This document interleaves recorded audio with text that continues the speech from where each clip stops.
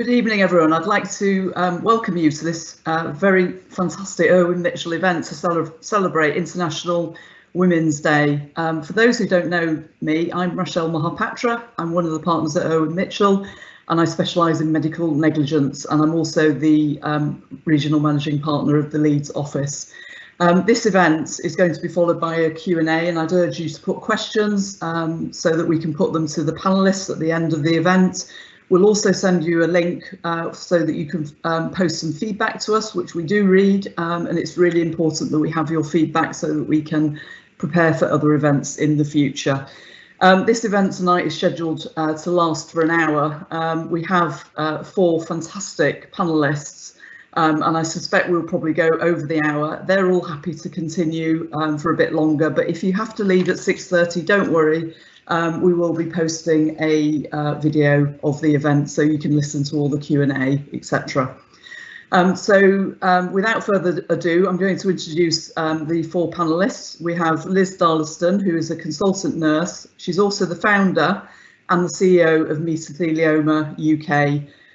She was awarded in 2019 an MBA in recognition of her services to cancer patients.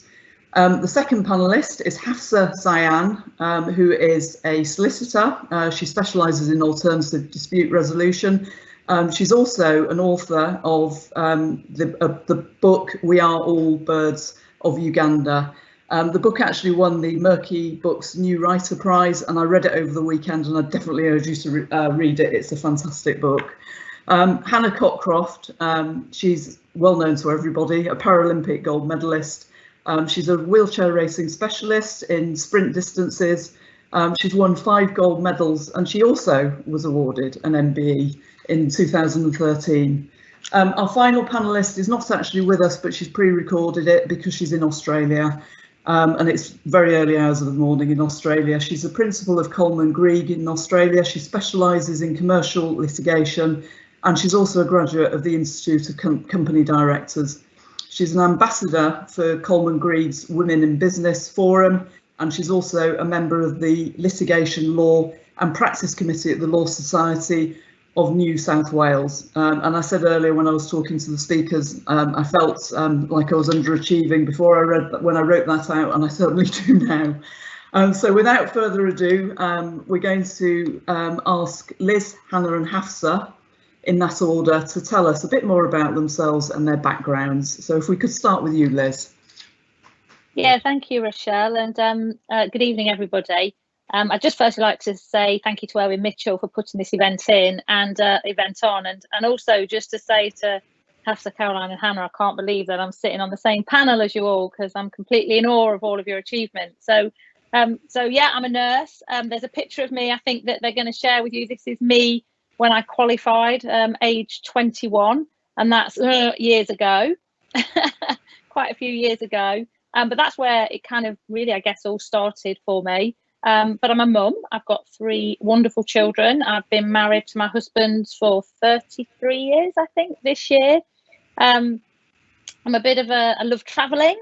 I like sports of any kind. I like to play a bit of golf now and again, or and generally just exercise in any way, and I'm a mad Leicester City fan as well. Yeah, that's as much as me as I guess is that I'm going to share. I don't want to hog all the time. Thank you very much, Liz, and we're then going to move to Hannah. If you could tell us a bit about your life and background. Yes, so hi, I'm Hannah Cockcroft. I am 28 and I am a wheelchair racer on the Great Britain Paralympic athletics team. I am 5-time Paralympic champion, 12-time world champion, 3-time European champion, and I hold the world records in the T34 100, 200, 400, 800 and 1500 metre distances.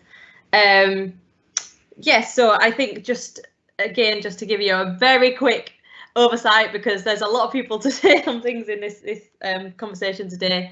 For me, if you go right back to the start, I had 2 cardiac arrests at birth, which left me with brain damage in multiple areas of my brain, and then over time left me with nerve damage, and then as I grew, deformed feet, deformed legs, and mobility problems, hence the use of a wheelchair.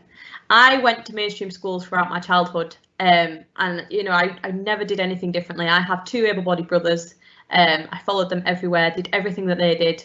But when it came to sport, I just wasn't involved. PE for me was sitting and reading a book in the library. It was doing my homework. It was, if I was really lucky, keeping score of my friends' games. But it was never, ever getting involved. And I never had the dream of becoming Paralympic champion. I never wanted to be a Paralympian. My dream growing up was to be in the police.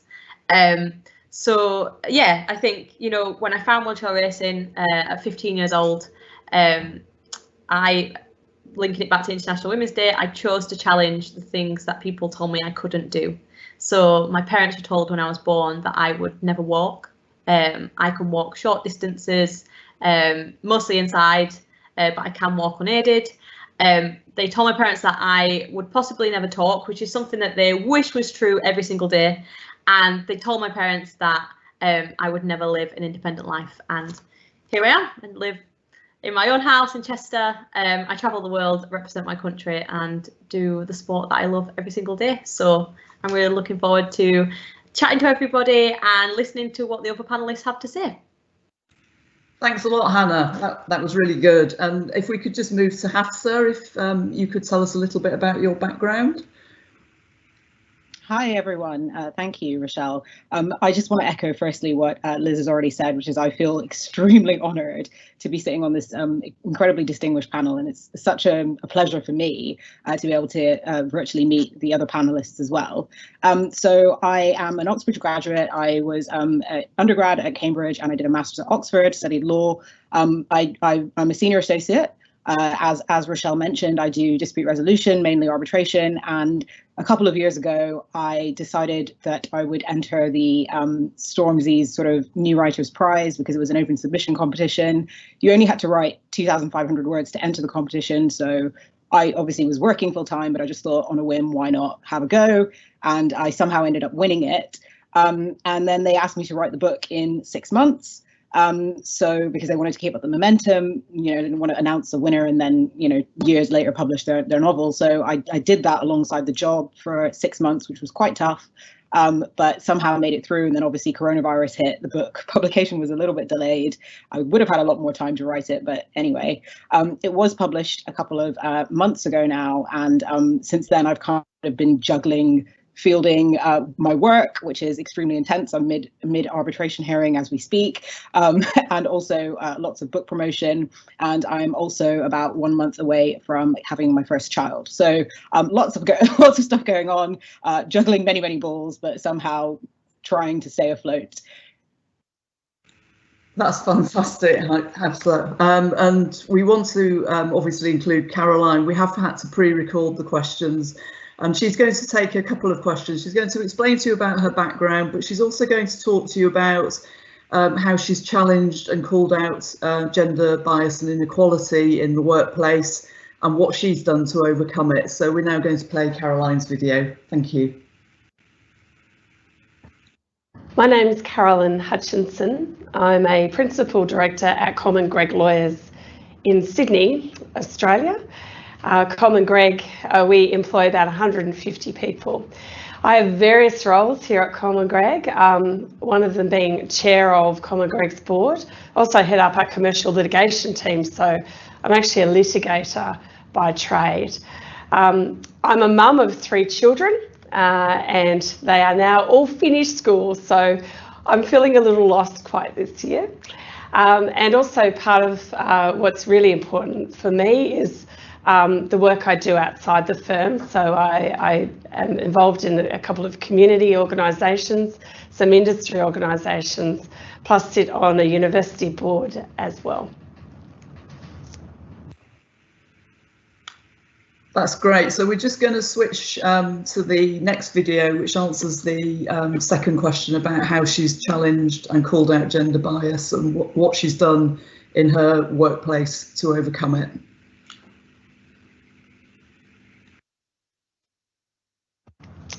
Well, this is quite an interesting question.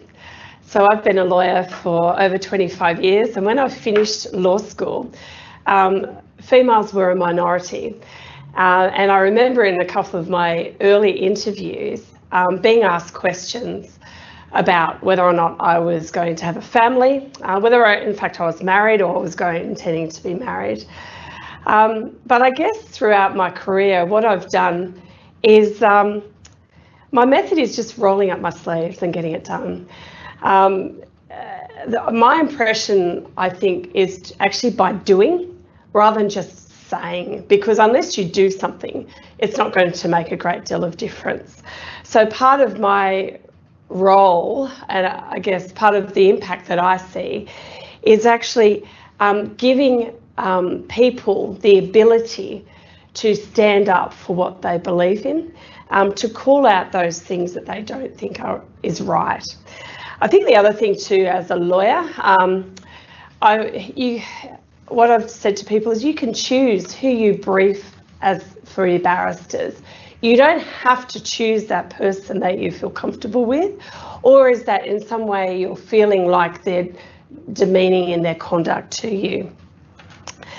I think what I also think is really important is surrounding yourself with great support around you, people who pull you up, not knock you down. And the other thing too, I think it actually does require commitment. Standing up for what you believe, standing up for calling out prejudices does require that commitment and hard work. And it does require you to be involved in organisations.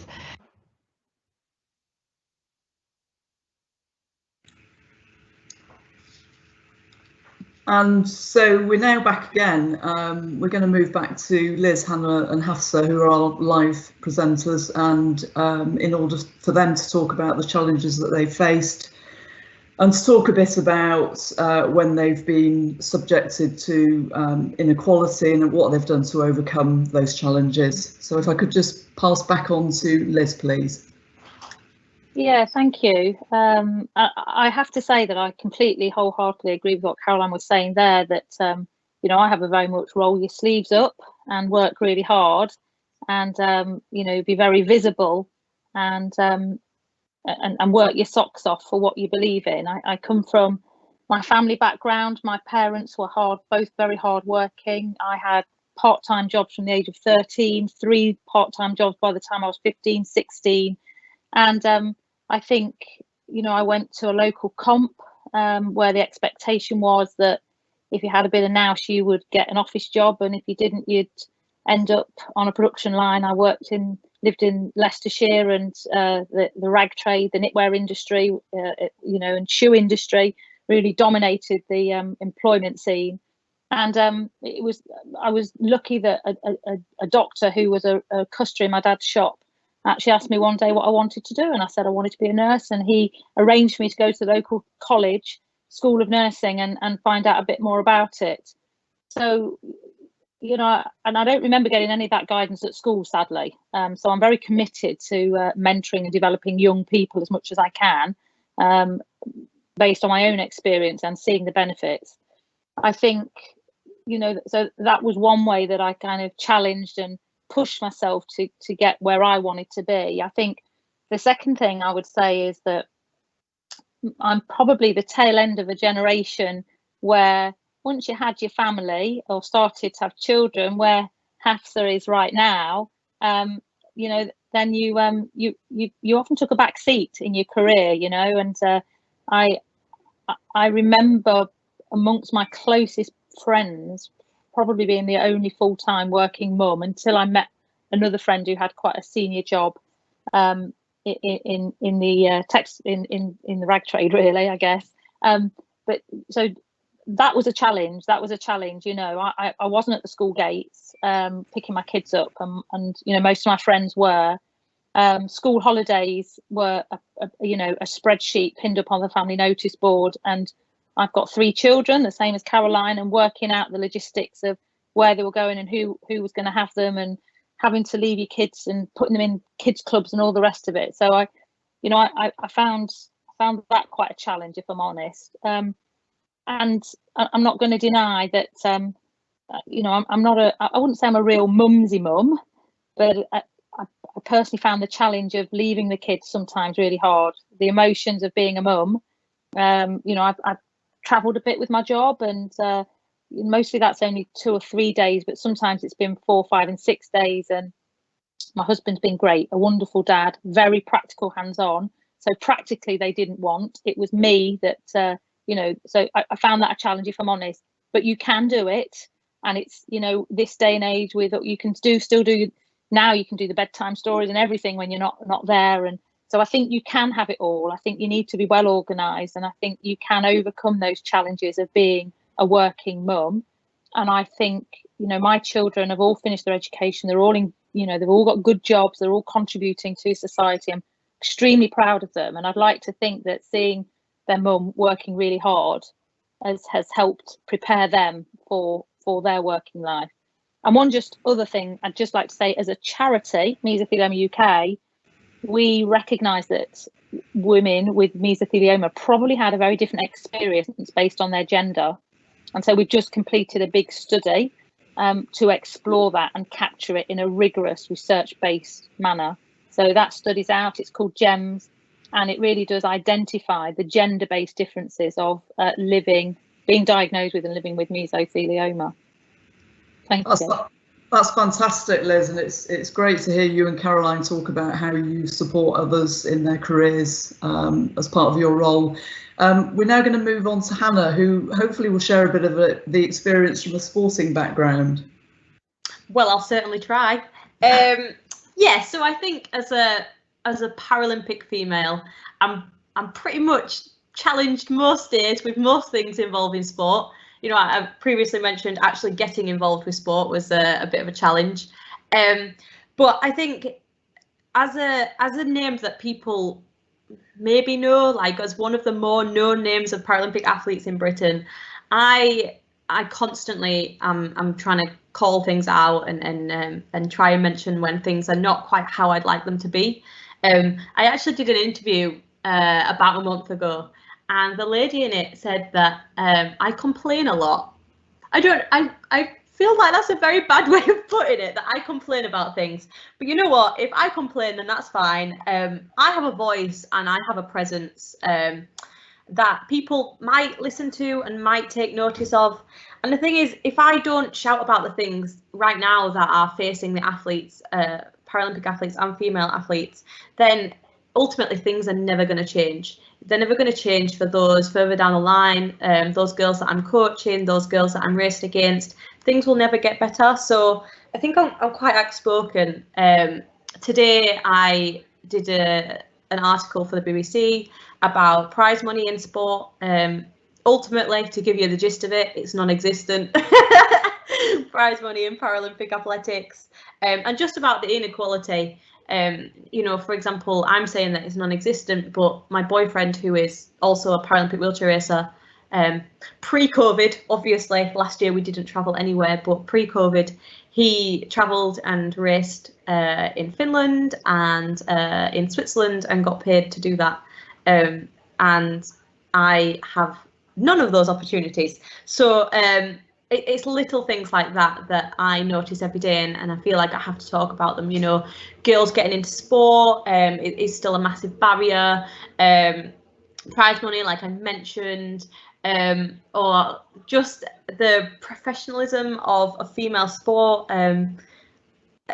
When I won my 2 gold medals at London 2012, there were more comments on Twitter about the state of my skin because I had really, really bad acne at the time. Actually, I say I had really bad acne. It was actually really good for me at the time. I was quite proud of how clear I'd got my skin, but evidently not clear enough.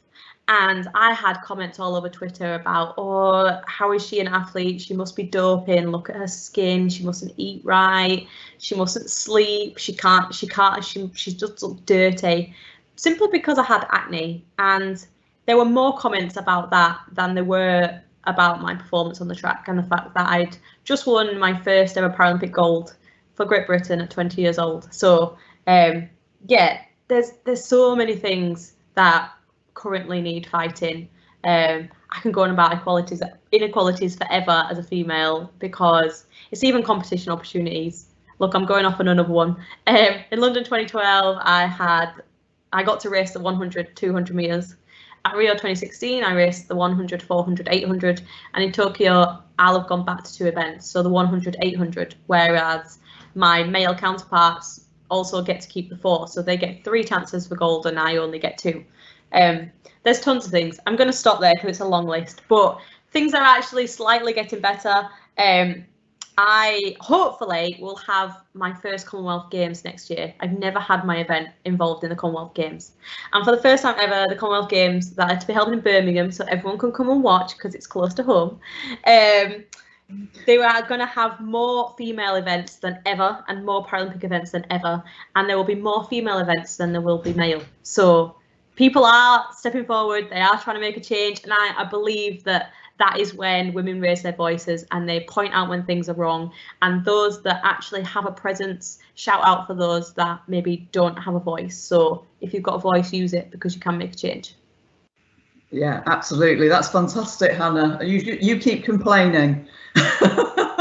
I'm just going to move on to Hafsa. Would you like to tell us about your experiences?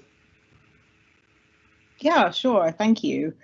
Yeah, so I mean, I started my training contract at a big international London firm, and it was pretty much 50-50 woman to men in terms of that kind of level of junior kind of people. And I moved on from there, and again, while I was junior, it was quite equal, or it felt quite equal in terms of numbers of women and men. And then you kind of see, as a junior woman, as you look up the chain, that becomes very, very male dominated, and there aren't many women, and it sort of drops off and it becomes very triangular. And by the time you get to the peak, there's like 2 female partners and 60 male partners. I mean, the firm that I'm at right now, which is Quinn Emanuel, it's public information, there are like six female partners and, I don't know, 30, 40 male partners. So, it's just an example. I mean, for me, I haven't really seen myself represented in senior levels of my job. So it's not just the fact that obviously there are not that many women, it's also the fact that there are not that many Black women, for example. So, I mean, sort of going through my career and the experiences that I've had, I've always had a question of, is this happening to me because I'm junior? Is this happening to me because I'm female? Or is this happening to me because I'm Black? Like, I don't know whether ways in which I feel by people who are around me and surrounding me in both my sort of peers and also people who are more senior to me that I'm interacting with. I never sort of feel like I know what the source of the issue is, whether it's just my personality, for example. I don't know. So I found it quite difficult to isolate gender issues because I can't really distinguish what is specific to me. And so that's been quite interesting. I mean, one very specific kind of challenge, I suppose, I've dealt with is senior women telling me that it's not possible to do everything. And that is something that I've been told several times by senior women, not necessarily at this firm, but at previous firms I've been at, and also from this firm as well, that look, you're going to have to make sacrifices, and it's just not going to be possible. You have to choose between your family and your career. And if you want to have a career, you just have to sort of say goodbye to the family. I mean, this was, again, when I was junior and when I wasn't having a family or wasn't about to start a family. And I found that very, very discouraging and very, very demoralizing, and obviously quite disheartening. I think, as Liz was alluding to earlier, she did say at one point, you can have it all, you can do it all. And that's pretty much the opposite of what I've been told as I'm going along. But I think this is quite a random point to draw in, but kind of writing the book mid career, or mid my sort of like my fledgling legal career, and having people say to me, like, how did you do that? Like, I don't know how you did that. How did you write a book in 6 months and not take a sabbatical and not take, any time off and write this sort of like 350-page book? And I realized, I mean, I look back on that time, it's all a bit of a blur. but it was perfectly possible. Like, I mean, I did it and it was absolutely fine. Well, not to say it wasn't stressful or it wasn't difficult. Of course it was going to be difficult, but it wasn't impossible. And so that's the kind of attitude that I'm now going into with my, with my pregnancy and with sort of the future. But it remains a thing, I think, with people asking me, are you going to come back? Now you've got this other book, you've got the book and you've got the baby, are you even going to bother coming back?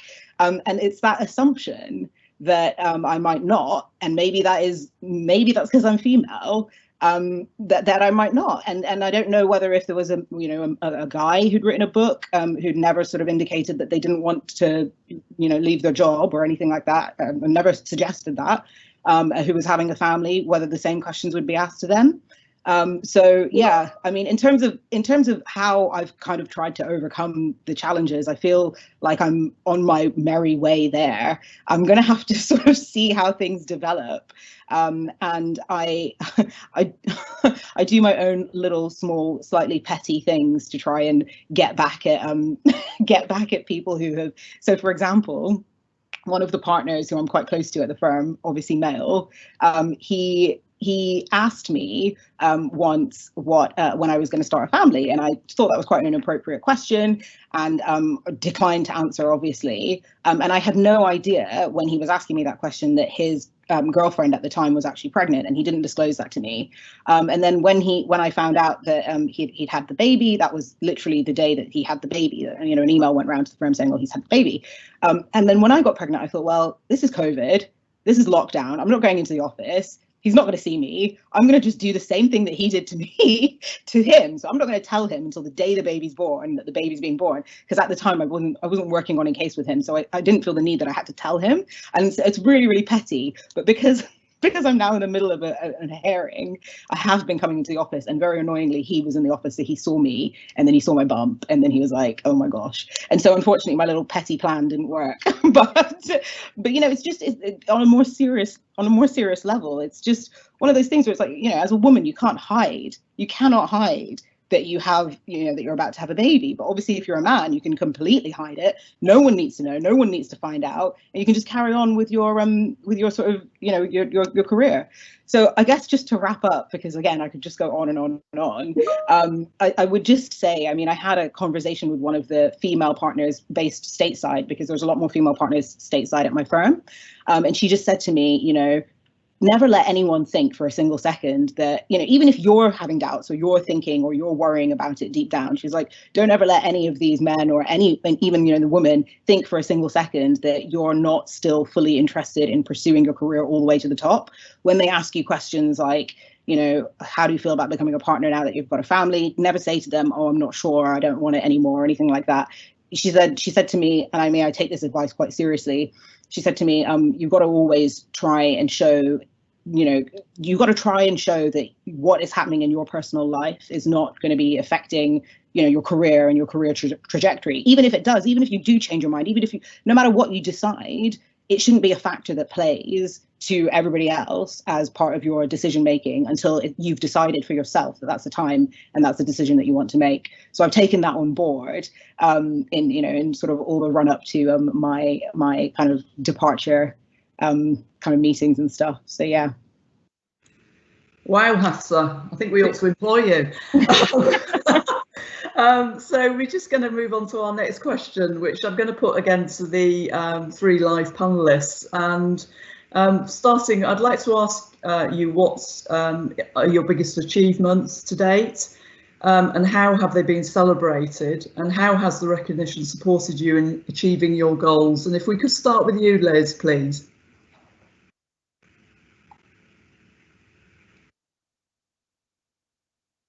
Sorry, I was muted there briefly. So thank you. I have to say, Hafsa, I've shared some of your experiences in that I've sometimes wondered, are they saying that or treating me that way because I'm middle-aged? Lots of issues about being a nurse as well. So in lots of situations that I have been in, there are assumptions about, the limit I can achieve because I'm a nurse.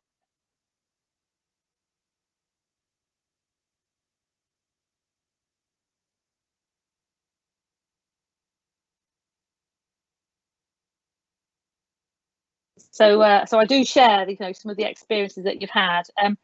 If I just think about achievements, that's what we've been asked to, what our greatest achievements are. I guess, you know, qualifying as a nurse and graduating with a degree and then a master's degree. I think, you know, I've got quite a lot of publications under my belt, and I'm really proud of those in professional journals.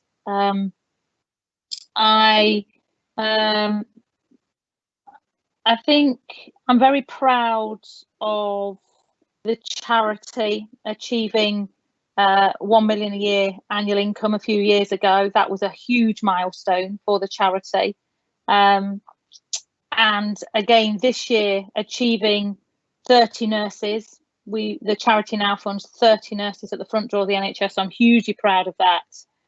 On a personal level, awards that I've been awarded: Cancer Nurse Leader of the Year, and the British Thoracic Oncology Group gave me a lifetime or a 10-year lifetime achievement award several years ago. So that was from peers, which is always really important when your peers recognise your achievements. There's a picture of me, I think, at the Palace receiving my MBE, and you know, they were very obliging. They gave me extra tickets on the day. So my husband, my 3 kids, and my mum came. And I don't know about the others' experiences of their MBE, but my mum was just made up. She was assigned a footman for the day to look after her, and that was quite an amazing experience. It was a wonderful day. I'm very loyal to, you know, I'm very loyal to the University Hospitals of Leicester. I'm very loyal to my patients, to my team. I'm very loyal to my country, and I'm hugely patriotic. So I was extremely proud to receive my MBE. So that was, you know, obviously a huge achievement. I think I'm hugely proud of the team. I think that's probably one of my better talents, is picking good people to work with, hand picking passionate people who buy into a vision, who are hardworking, really patient focused. I'm very proud of them. So I guess, you know, and I think I'm really proud that at the bottom of it all, you know, I've had to go from nurse to being a chief executive, so developing that whole skill set of running a business, albeit a non-profit business. It's still exactly the same infrastructure as you have in any commercial organisation. And I'm hugely proud that I've, you know, made that transition. And Meso UK is something that a lot of people can be very proud to be part of, and me included. So I'm really proud of that. But I'm really proud of the fact that at the end of the day, I love getting my uniform on, and I can still cut the mustard one-to-one with a patient in their hour of need. And I love it. I absolutely love it. And I'm really proud of that. I'm really proud that I've retained that grassroots kind of, you know, caring skill set. And I can still, if somebody's in their hour of need, you know, it doesn't matter what situation. Obviously, my expertise is mesothelioma. But I'm really proud that I can still get my uniform on and actually make a difference on a one-to-one level. And I guess the last picture, I'm really proud that my daughter's a nurse, and there's a picture of us. We've both rolled up her sleeves, and we've been helping with the whole COVID pandemic. And this is Lucy and me. We haven't seen each other because obviously we don't live together, but we both signed up to be vaccinators, and we've managed to spend the day, quite a few days together vaccinating. And I actually coached her into her vaccinating role. So there you go. That's my list of achievements, and I feel a bit kind of bashful sharing them, but you know, it's nice to reflect. That's lovely, Liz, and you talk about passion. You can certainly hear that when you're talking. Now, Hannah, can we go to you and just talk through some of your biggest achievements?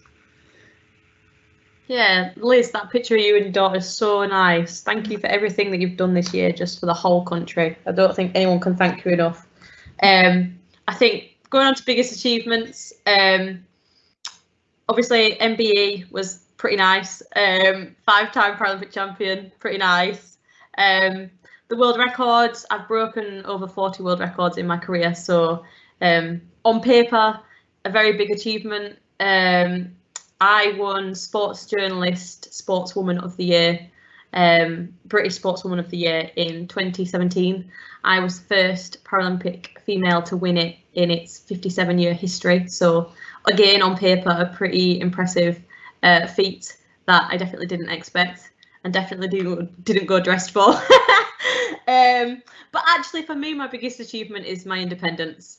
I went from a childhood of constantly being told what I couldn't do and constantly being given the negative of every situation, to literally just living the best life. And I don't think on paper anyone could have written this life for me. So I'm incredibly proud, you know, not just of myself. Obviously, I've worked hard to get to this point, but I'm proud of my parents for, no offence, Liz, but for going against doctors and nurses' orders and you know, literally just putting me out there.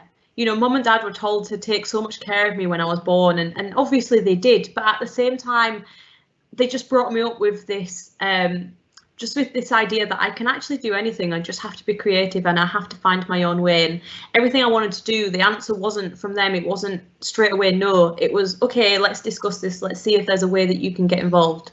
And that's given me this attitude that's got me as far as I have. I'm obviously surrounded by disabled people every day and athletes every day, and it's incredible the amount of disabled people whose parents were told when they were born, oh, they won't be able to do this, and so that's it. That's the bottom line. They don't do that, and they will never will. They're wrapped up in cotton wool, and you know, I just want to say to them, like, just try. You know, I see kids now, and I just say, look, don't let someone else decide what you can and can't do. Just try it yourself. You know, mum and dad knew that I might get hurt sometimes, or, you know, it might go wrong sometimes, but that's how you learn. That's how you grow.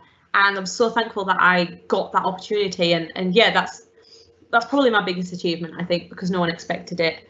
I think in regards to kind of recognition of achievements and it helping your goals, obviously the MBE was in recognition of, actually I've got one here, not my MBE. My MBE was in recognition of these. So this is my gold medal from Rio, if you can see it, which is pretty nice. Again, it like Liz says, like it's a massive honour to go, and I got mine off my MBE of Prince Charles. So to have him recognise what I'd achieved at London 2012 was pretty massive. But actually, you know, that's lovely, and the homecoming parades when we come back from events are lovely, and all the TV shows I've been on, Great British Bake Off, I've been on Strictly Come Dancing, I've been on Mastermind, I've been on Crystal Maze, I've literally been on everything. Just like to try everything, why not? Was always taught to any opportunity say yes, so that's what I do.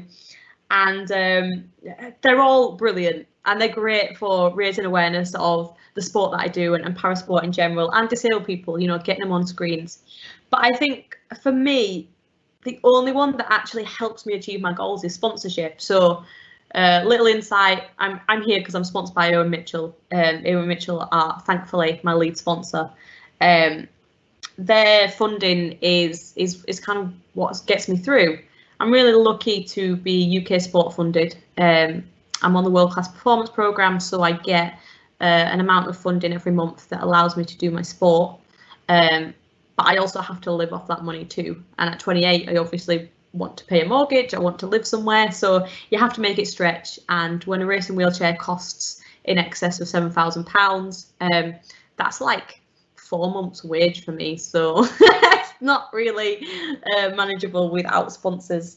But you know, it's the recognition that actually, you know, we have, I alluded to it in the first question, we have a massive lack of crowds, we have lack of coverage, we have lack of recognition. You know, I broke 4 world records in 4 hours during the second lockdown, but I can guarantee that probably no one on this chat knows that I did that, because we have no coverage.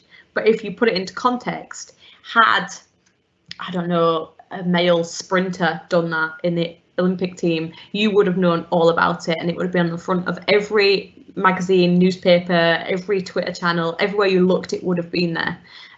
But no one really knows that I did that, from training in my garage to actually going on a track once in a whole year I managed to do that.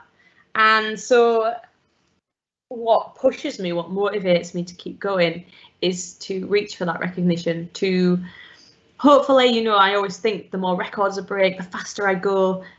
At some point, someone's going to pay attention. At some point, people are going to sit up and go, wow, parasport is amazing. Women's wheelchair racing is so awesome to watch. I want people to do that because they've watched me. But I think the biggest recognition of all that I can achieve is again, pre-COVID, visit a lot of schools.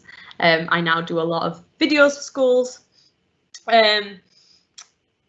It's the recognition from the kids. It's the kids that go, oh, I do sport now because I saw you do it and it made me believe that I could do it too. Or I saw you on TV at London 2012 and it's the first time I've ever seen Paralympic sport.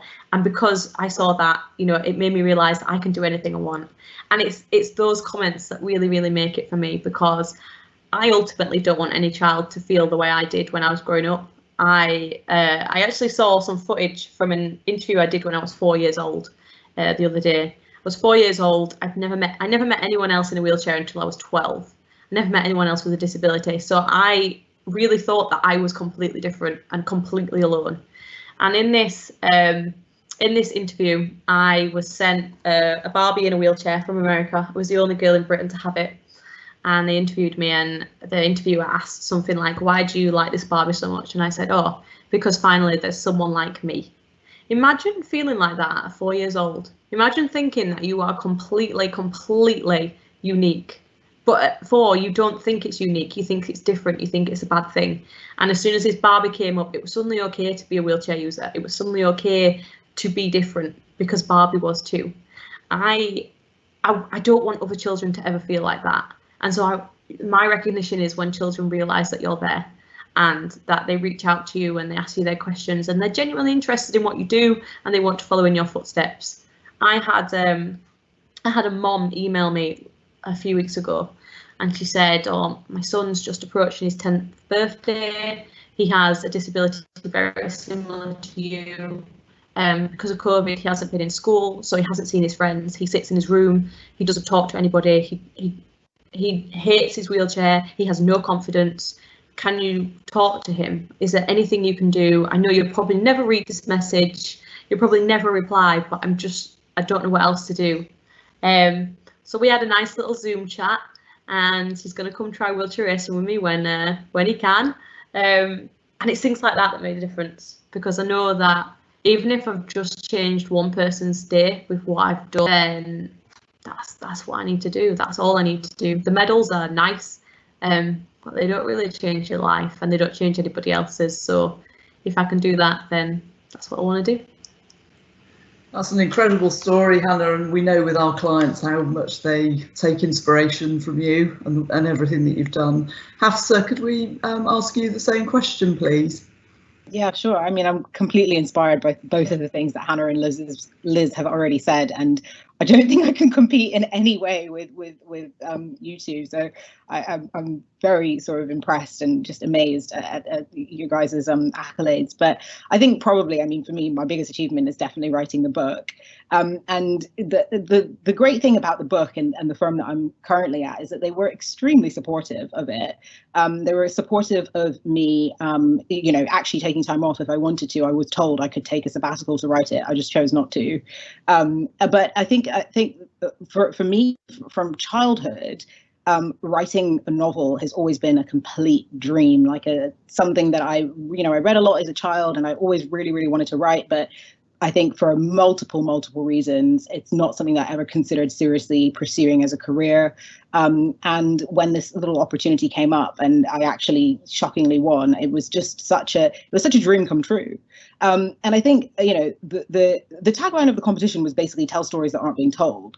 So my novel is about it's about twice migration. It's about the story of the migration of South Asians from India to Uganda and then Uganda onwards to the UK in large part. And you know, it's a story about obviously race and generational divides and belonging and home and identity. I'm mixed race myself. I'm half South Asian, half African.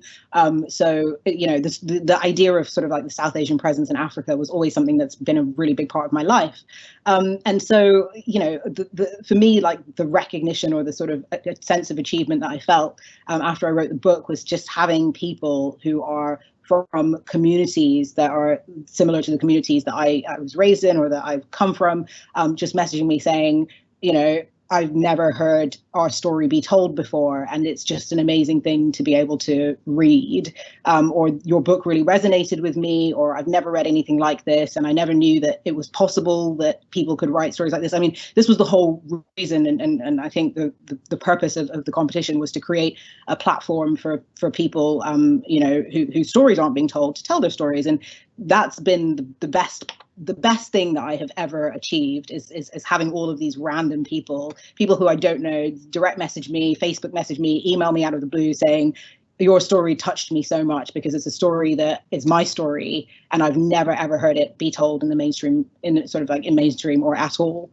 So for me, that was definitely a really big achievement. I think the next chapter of my life might be my next achievement. So we'll just have to sort of see where that goes. And I'm hoping that I can sort of keep everything in you know, juggled and in the air and everything to keep it all going, because I really love my job, and I guess I love my family. They don't exist yet, but they nearly do, and I really love writing, so I want to try and do everything, and I want to do what Liz said earlier and try and have it all, so let's see how that goes. Thanks very much, Hafsa. And again, just to remind you, her book, We Are All Birds of Uganda, definitely read it. It was a very good read over the weekend, and coming from an Asian background myself, there's a lot of it resonated, although not the same part of the world that my father came from. So we're now going to move back to Caroline, who's on pre-record, unfortunately, but she's going to talk about, first of all, her biggest achievements. And while we're just about to run the video, if you can remember, we're going to do Q&A at the end, so please keep sending those questions. We've already had lots. Thank you. One of my biggest achievements to date has been appointed as chair of Coleman Gregg. Coleman Gregg Lawyers is 90 years old, and being the first female to do that was, for me, an amazing privilege to be appointed in that position. The other one, which I really hold dear, is the fact that I was one of the first female part-timers at Coleman Gregg, and that was some years ago. But I guess in going through my history with the firm, what I see as important is how far have we come, and then the responsibilities that I have as leader to ensure that I continue down that path. My forefathers, who were incredibly supportive of me in my role as a female lawyer, that I continue to do that each and every day. And what's more, grow that as well. So in doing all of those things, it's been really important for me to ensure that we have fantastic diversity and inclusion policies. Our parental policy, which we now have in place, not only supports females, but also males. And in returning to work, what we've seen is the impact that has had on our workforce that's enabled us to have almost 100% return for our parents. And that for me is so incredibly important. Another policy which has also been implemented is in relation to domestic violence. And again, it's actually providing that support to people around us, making sure that they are okay. One of the other huge achievements, which is actually not an achievement for me, but I think it's something that I have probably contributed to, is that in 2019, which was the year that Australia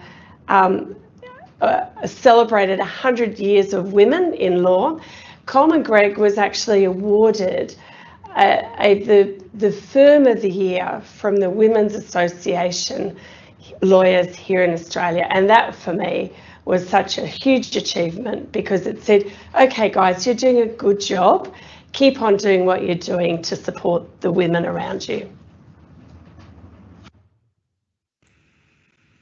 Okay, and then we're just going to move on to ask how Caroline's achievements have been celebrated, and how the recognition of those achievements have helped her with her goals. So we're just going to run her fourth answer. Well, my own achievements, I think, have been quietly celebrated. But I think for women generally, we like to be recognised for the contribution that we make.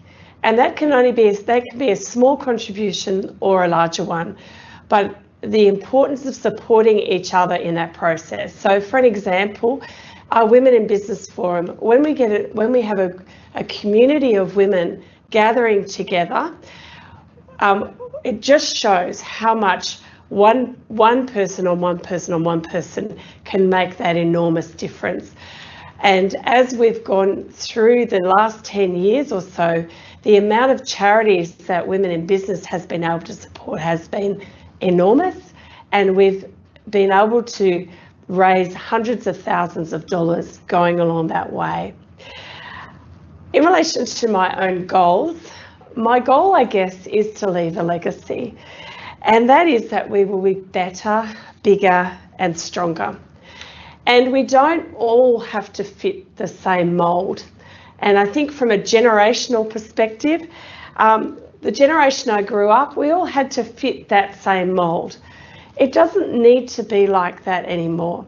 It's important to recognise that we have families, that we have children, and that we have other commitments which are important to us. And so part of my role I see moving forward is leaving that legacy behind.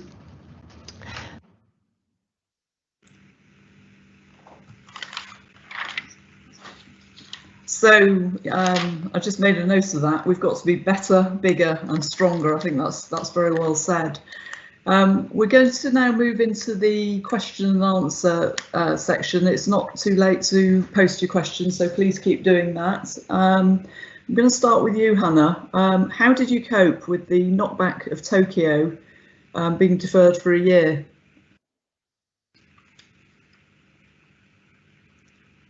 I think you're on mute as well, sorry.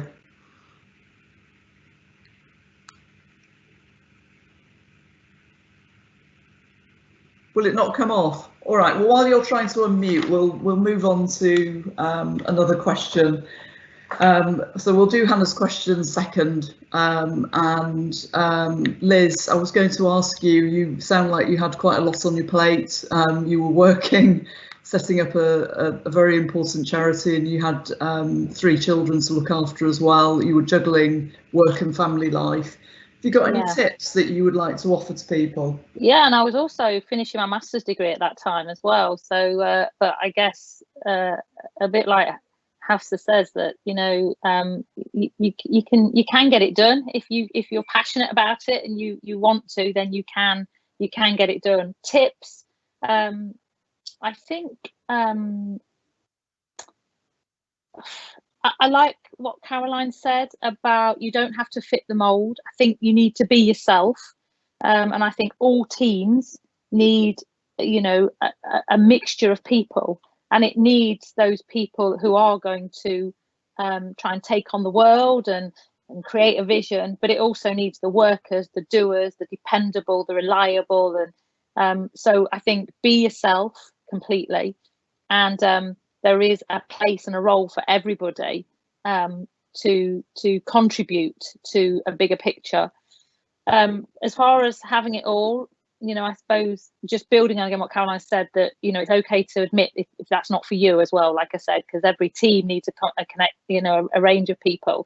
But I always found that like I say, be true to yourself. Don't try and take on things that are not in your skill set, that are outside of your realistic kind of what you can achieve. So stick to know what your limitations are, but reach for the stars, and being well organised.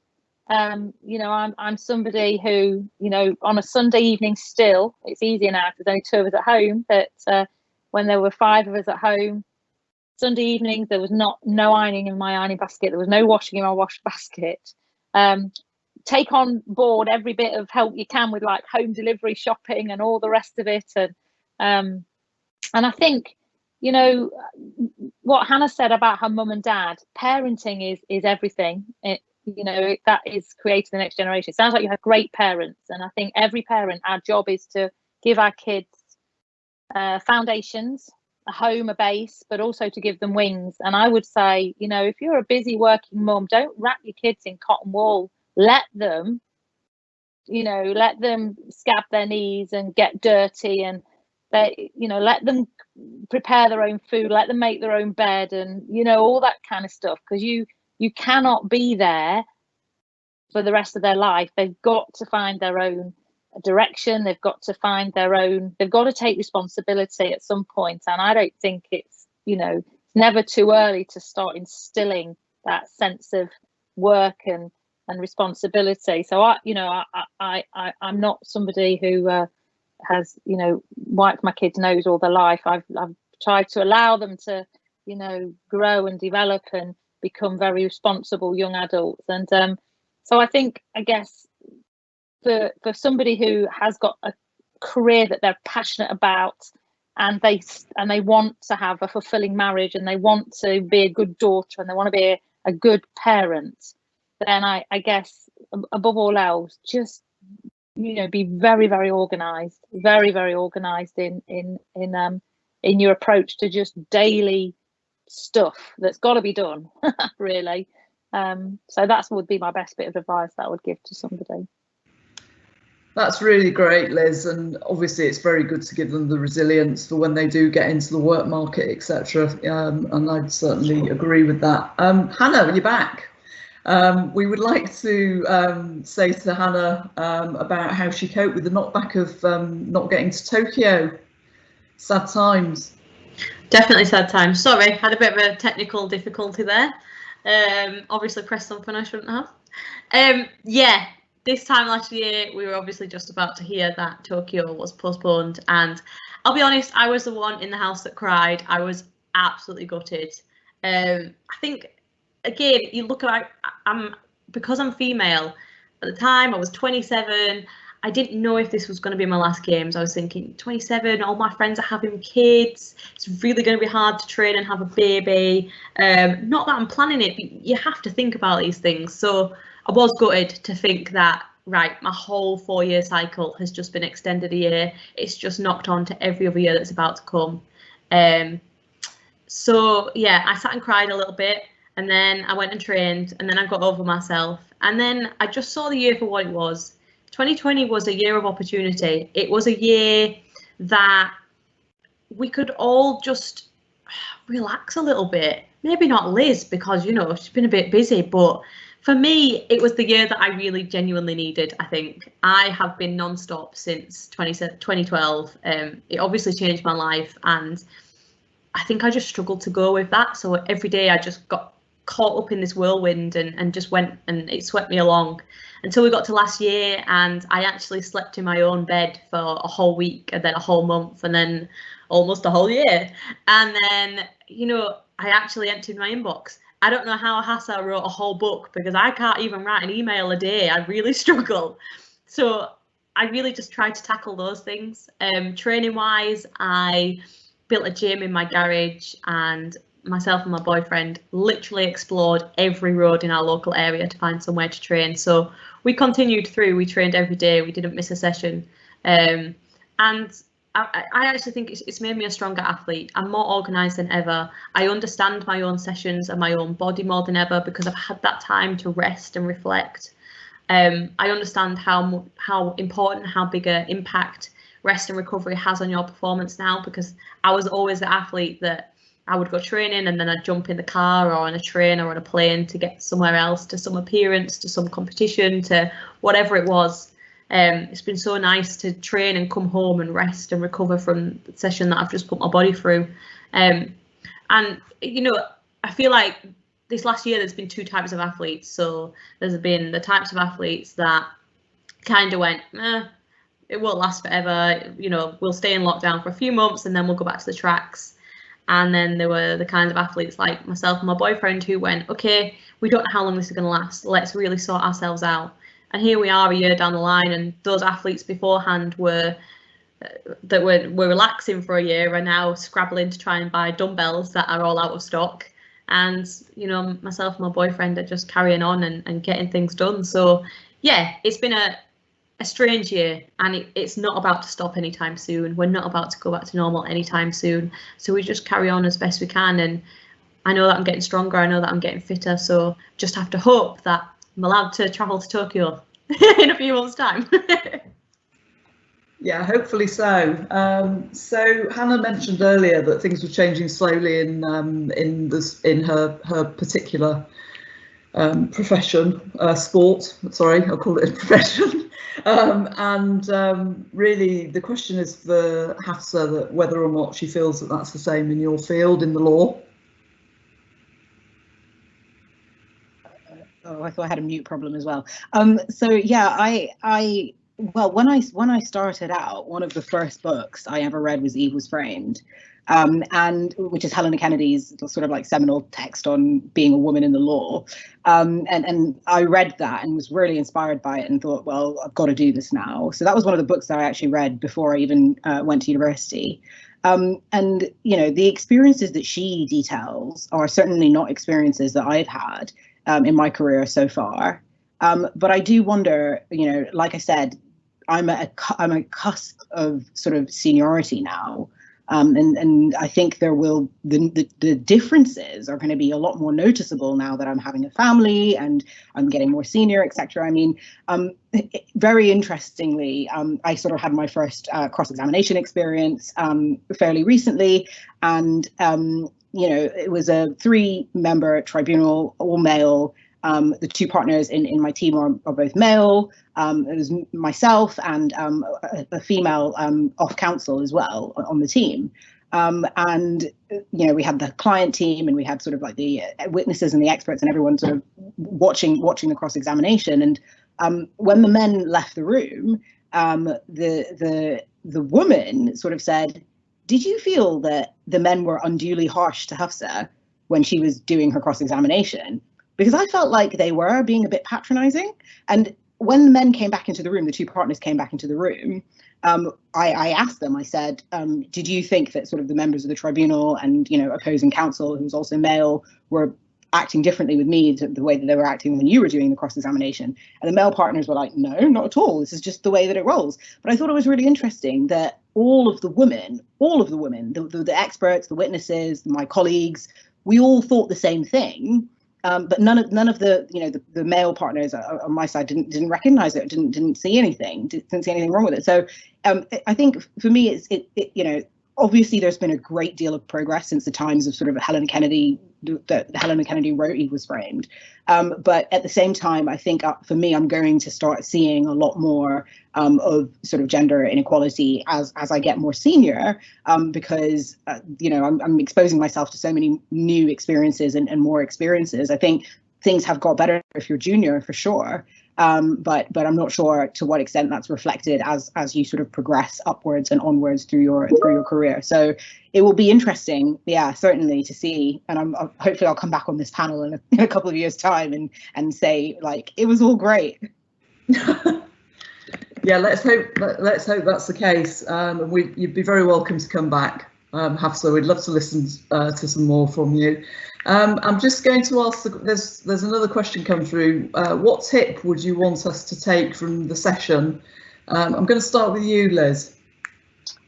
Oh my gosh, I mean, I've found, I mean, Hafsa and Hannah, you're both so young and beautiful. Look at you, and you're so inspiring. So, you know, I just think, you know, just this has to be shown to young people that are out in the early, you know, late education, formative education, making their decisions in life, and to inspire them, because I think it's just so wonderful to see what people have achieved through passion So I guess, you know, my one tip would be for anybody is, you know, just follow your passion. And if you've got a real cause or, you know, a real ability or skill, then use it. And if you use it for the good of other people, I mean, Hannah, you spoke about what you get back from inspiring that young man who's a wheelchair user, and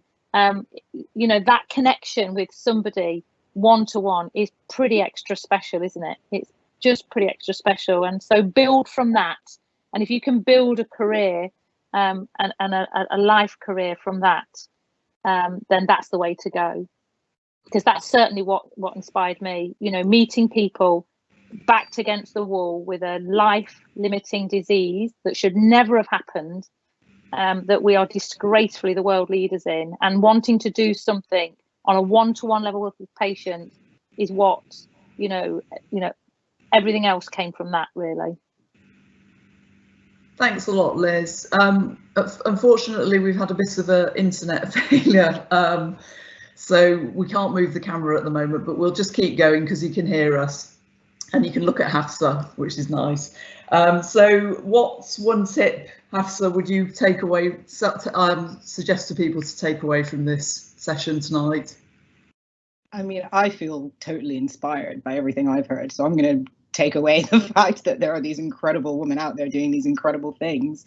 But I still don't know how I'm on this panel, but thank you again for inviting me. I think probably the most important thing is to try and make connections and build connections with women who are senior, who are going to help you and who are going to advise you and guide you, like the woman on this panel. Because, I mean, for me, one of the major issues which I identified earlier is that I just don't see myself, or I don't see women like me in senior positions. And for me to be able to have that conversation and that connection with another woman who has, you know, done what I've done or been through similar things I've been through is just really, really important to me. And it's not necessarily mentoring, and it's not necessarily, you know, something you need to call them every week or whatever, but just to have that person or those people that you can talk to. The only other thing I'd say as well is that we've started a sort of women's network here at my firm, and that can be, you know, super, super beneficial in the sense which I was just describing. But I do also think it's important for men to get involved in the conversation as well, because like I was saying in the example I gave earlier, when these men don't really recognize or notice, you know, the kind of how we feel or how we feel like, you know, matters certain things have come across. I mean, they can be quite oblivious, and to the extent that we continue to exclude them from the conversation, they're not going to be educated about what's happening with us. So yeah, one of the things I think is also really, really important, not just to make sure that you build those networks with women, but to also make sure that those networks extend to encompass men as well. And sorry, just one last little point, just my book is written from two male perspectives. So it's not written from the female perspective at all. And one of the questions I've been asked in the promotions and the interviews and things is, why did you choose to write the book from two male perspectives when you're a female? Which I think is a really, really interesting question, because I wonder how many men get asked why they wrote a book about women. But anyway, that aside, you know, we kind of forget that the patriarchy kind of affects men as well, and there's, you know, there's a whole conversation to be had there as well about how our gender, like societal gender norms, are affecting not just women but men as well. And you know, we have to sort of include men in the conversation at all times, and I think that's just a really, really important point to kind of take away, I guess. Maybe not so much from this call tonight, but anyway, just wanted to add that. I think that's a great point. You know, there's no point just us talking about it. We need to include everybody so that we can change things quicker. Hannah, any tips that you want to share with us to take away from tonight? Yeah, I think my tip is, remember that Hafsa managed to write a massive book whilst working. So I'm definitely going to take that away and think, well, I can answer an email if she could write a book. Aside from that, I think my tip would ultimately be, from a personal perspective, don't just put expectations on people. Let everyone make themselves into who they want to be. So, you know, like I said, I was always greeted with this word, you can't do that, can't. It's a very negative word. Try and put things positively, and don't just wrap people up. I think take every opportunity, because you never know where it'll take you. If you don't love it, you'll learn from it. And I think that's, you know, when I first tried wheelchair racing, I looked at the chairs and thought, that's not for me, that looks really uncomfortable. Imagine if I'd have just walked away that day. I don't know where I'd be today, but it wouldn't be here and my life wouldn't be what it is. So take every opportunity, because even if you hate it, you'll learn something from it. And I think, just like Liz said, follow your passion, find something you love and make it your life. Like, that's how you become successful. I think all the girls on this chart are passionate about what they're talking about. I love wheelchair racing and I genuinely can't imagine my life without it. So go out there, find your passion, and finally, use your voice. We've all got a voice. Go and use it, whatever it is. If we don't shout about it, it doesn't change. And it doesn't have to be someone who's in the public eye that shouts about it. If you shout about it at work or on Twitter or wherever it might be, if you get the opportunity, point it out, make a difference, make a change, and just use your voice, because that's what it's there for. I can see Twitter's going to go wild tonight, Hannah. I hope so. Yeah, so we also, last question, I'm sorry about that because it's been such an interesting debate, but how can we create a better work culture? Liz, I'm going to throw that one to you to answer.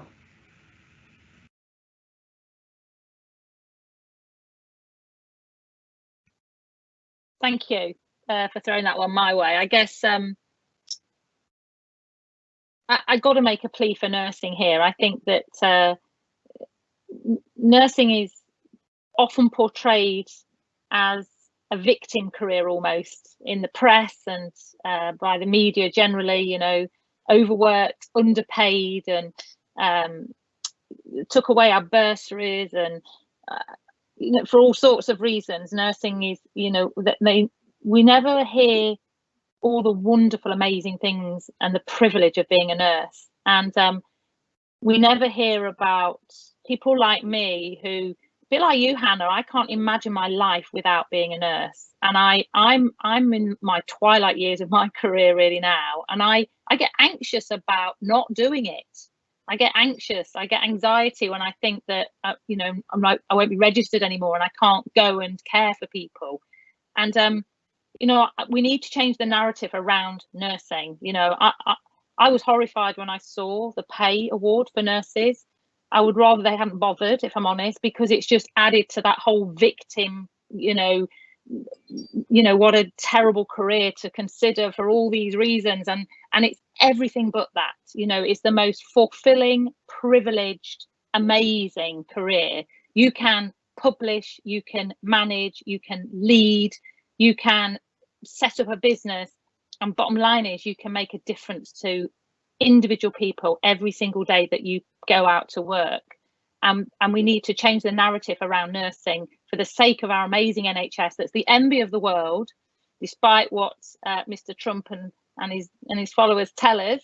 You know, our NHS is amazing, absolutely amazing. And for the sake of our NHS and for our mums and our dads and our kids when their needs arise, we have to change the narrative around nursing, because they're the backbone of the NHS.